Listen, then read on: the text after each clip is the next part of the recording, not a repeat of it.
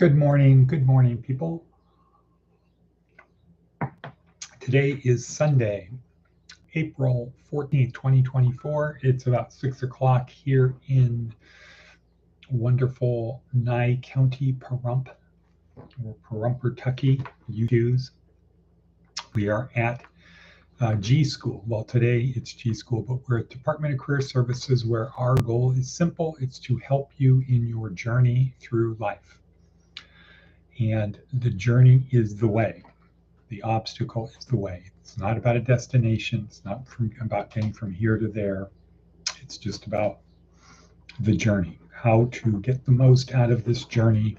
What is the point? Monday through Friday, we focus on, well, let me take that back. Cut, edit. There are 4 parts to our program: physical, mental, emotional, and spiritual. Boo, what a bevy. Physical, mental, spiritual, emotional. During the week, we focus more on the physical, mental, and emotional.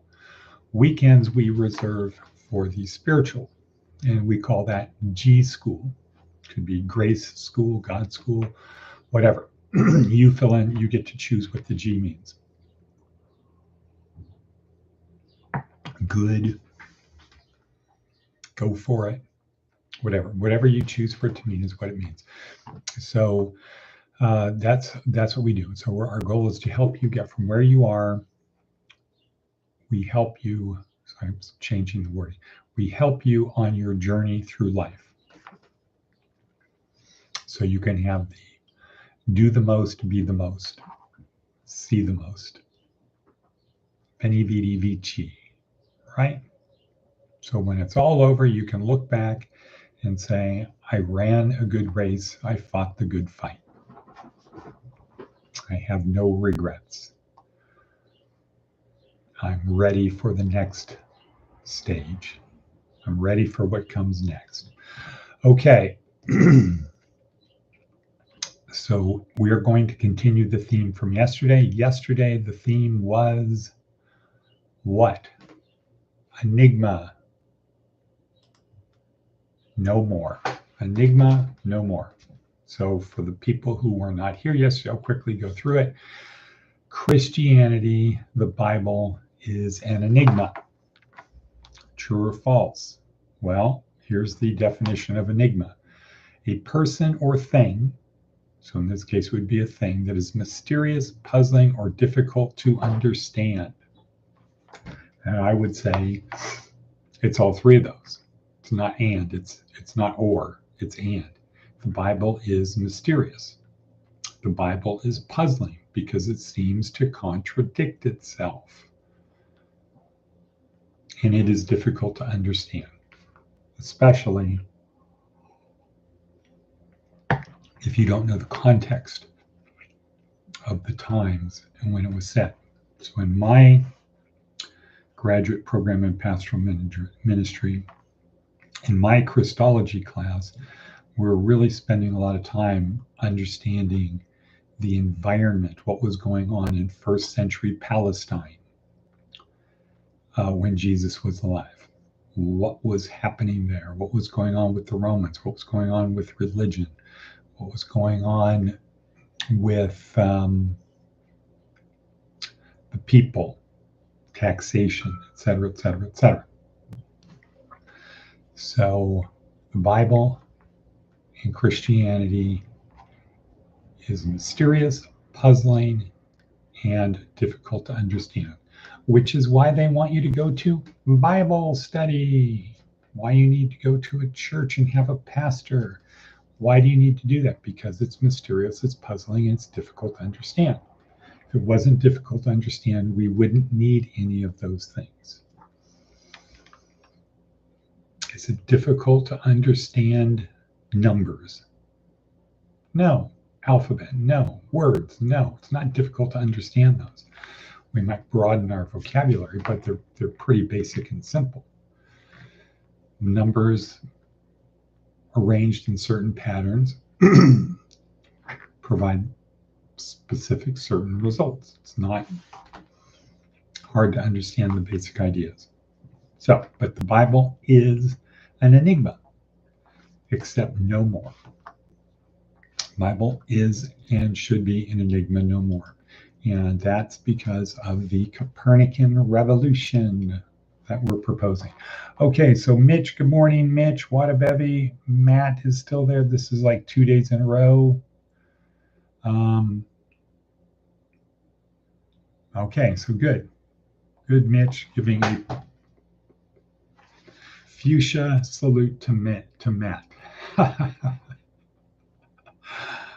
Okay. The fuchsia salute to Matt.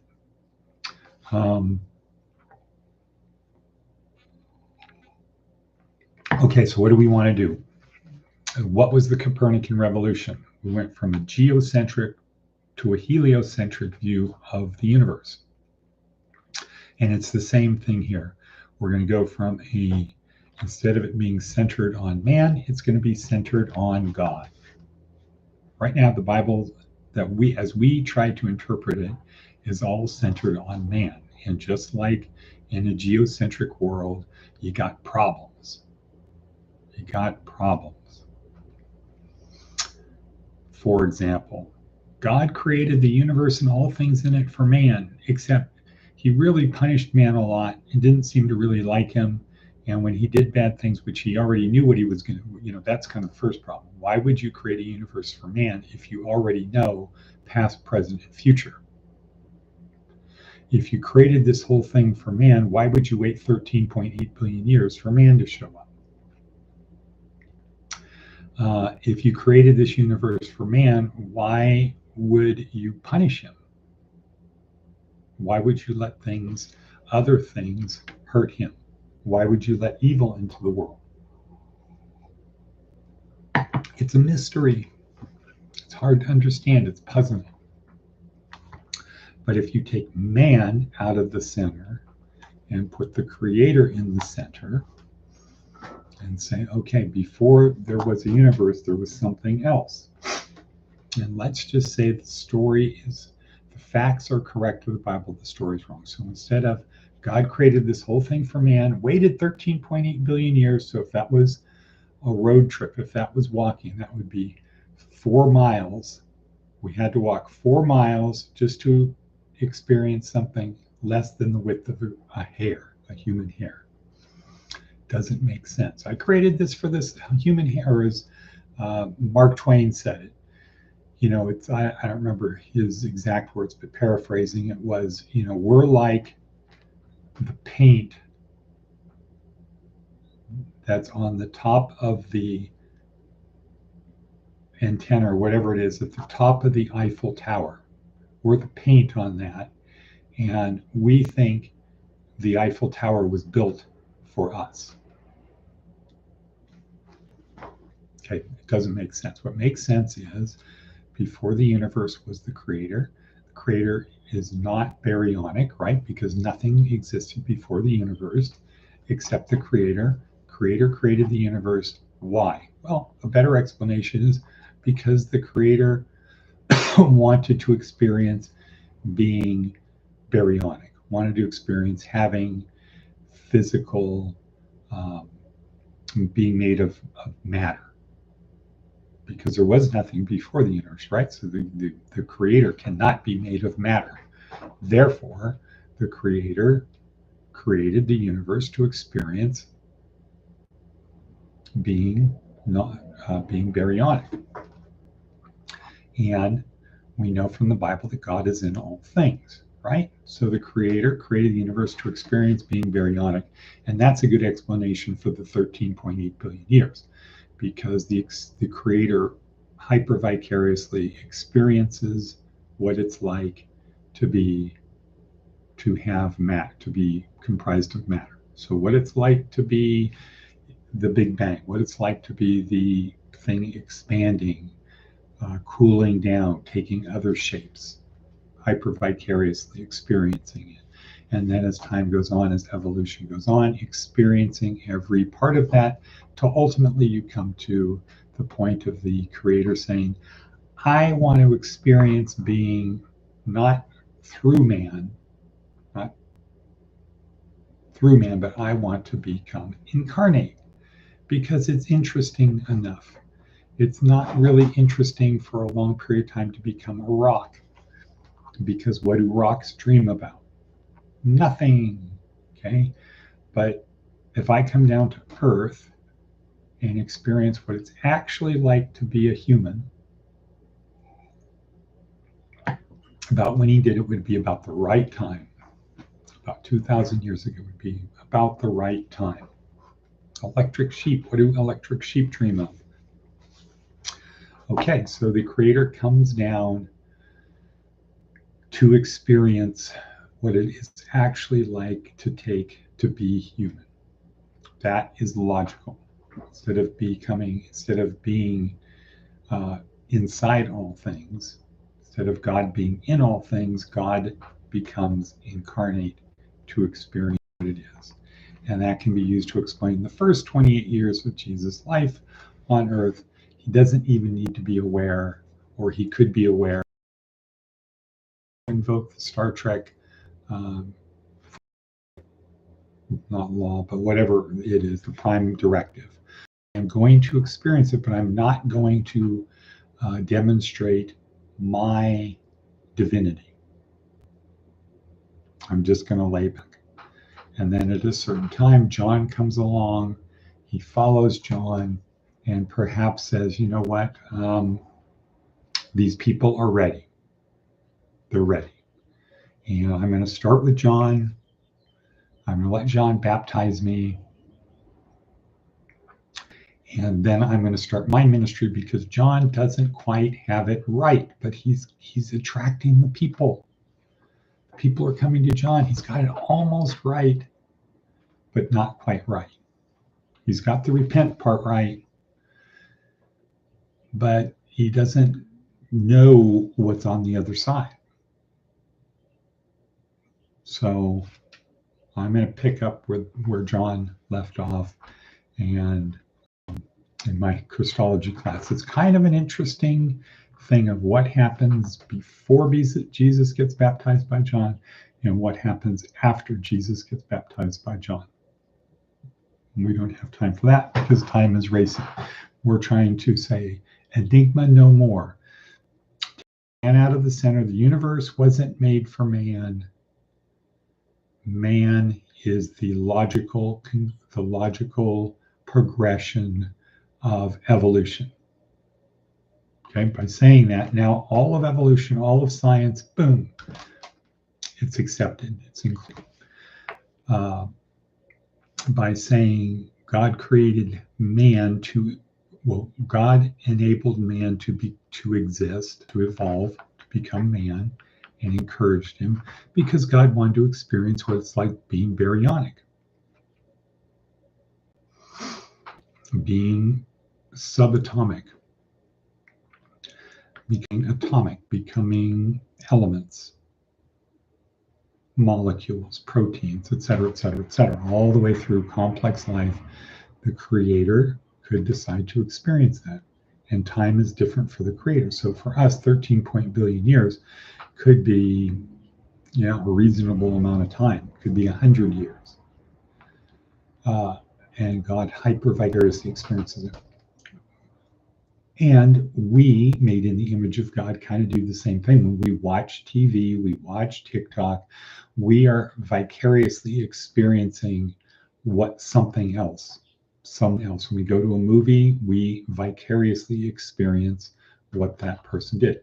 Hyper-vicariously would be we are inside of the person. We can feel it directly instead of we see it, hear it, smell it, taste it, touch it, instead of our senses experiencing it, processing it in our brain, and then releasing neurotransmitters. Hypervicariously would be we're there. We're not directing it, but we're there. So, something to ponder. So that's just the basic building blocks of the Copernican revolution. Enigma no more. It's no longer the Bible, God, Christianity is not an enigma if you move man out of the center and put God in the center. And just very simply, God, the creator, is pure energy before the universe. The creator decided to create the universe in order to experience being baryonic, to go from being non-matter to matter. So the creator of the universe did that, let the whole time play out, evolution play out, the cosmos play out, let all that play out in order to experience what it was like to be a black hole, not to be the black hole, to experience what a black hole is like, to experience what a quasar is like, to experience what a whatever is like, to experience that, then to experience what it's like to actually be alive, single cell organisms, what it's like to become more complex, what it's like to become even more complex, more complex, more complex, just to experience it. And then to actually come down, the logical thing would be, instead of experiencing what it's like through the creation, what it's like as the creation. And so what it would be the fate of man in this? Well, if Jesus was the creator, he said, here's what you need to do. If you want to join us other creators, all you need to do is the great commandment. Love God with all your heart, mind, and soul, the creator, and love one another as I have loved you. Just be good. Don't get sucked into grabbing the cheese. Okay. Practical things. Mitch, church, 9 o'clock. Let's see, I'd either have people ready at 8:30 to go to Faith Fellowship. We now have 4 seats. So if you want to go to Faith Fellowship, which I would recommend, I will be there at 8:30. My hunch is that Isaiah would want to go. Frankie would be the last choice. Maybe Carla can take the other people to Trinity for the 11 o'clock, or I can, but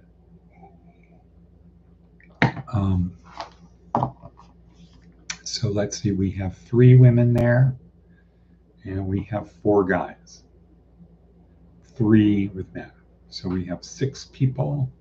So can you figure that out, Mitch? Can you figure out?